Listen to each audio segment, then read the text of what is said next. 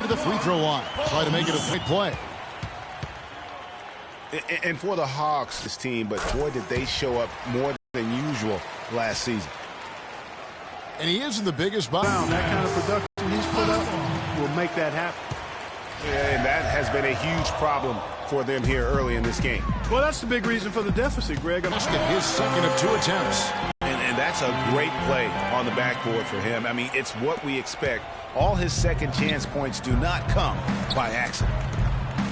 And Millsap with over a 7-foot wingspan and also just a great nose for the ball. He gets you rebounds, blocks, and he leads all power forwards in steals pretty much every season. And the officials call.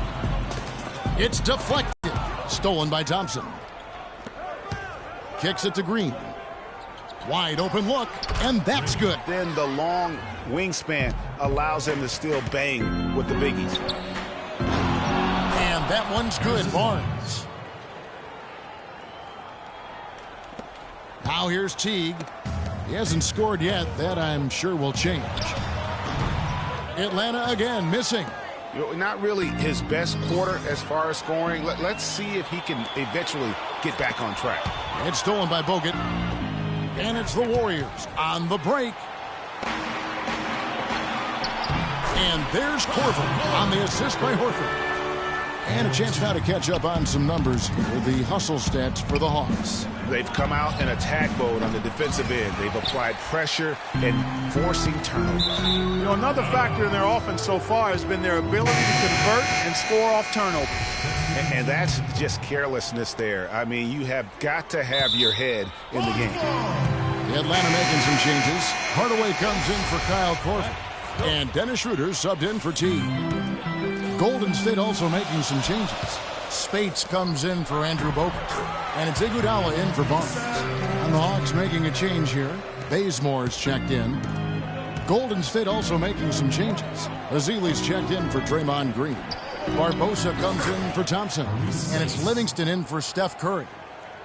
Well, you know, last season Steve Kerr came into a good situation, but a touch awkward. The team wasn't 100% on board with the firing of the previous coach, but he won them over in a hurry. Ooh, that's as forceful a finish as you're ever going to see out of this guy. Well, gee, it adds now to their lead in spectacular fashion. And, you know, that lead's only going to grow if they're not prepared to defend a little more staunchly than that. And I like how he puts himself in position there to finish on the break. Yeah, you know, that's what we call seeing and feeling the game. Excellent read of how that play was going to develop and where the ball was going. That's stuff that you oftentimes can't teach, Greg. Here's Schroeder. Good, and the assist goes to Hardaway. Schroeder's got his first basket. Greg, Steve Kerr did win over the locker room in a hurry last season. They had finished a successful run into Mark Jackson. Winning accelerates everything. They certainly bought into it. They really did. And people don't often appreciate how difficult it is to come into a situation where expectations are that high. But he also went out of his way to empower his players and really give them some accountability.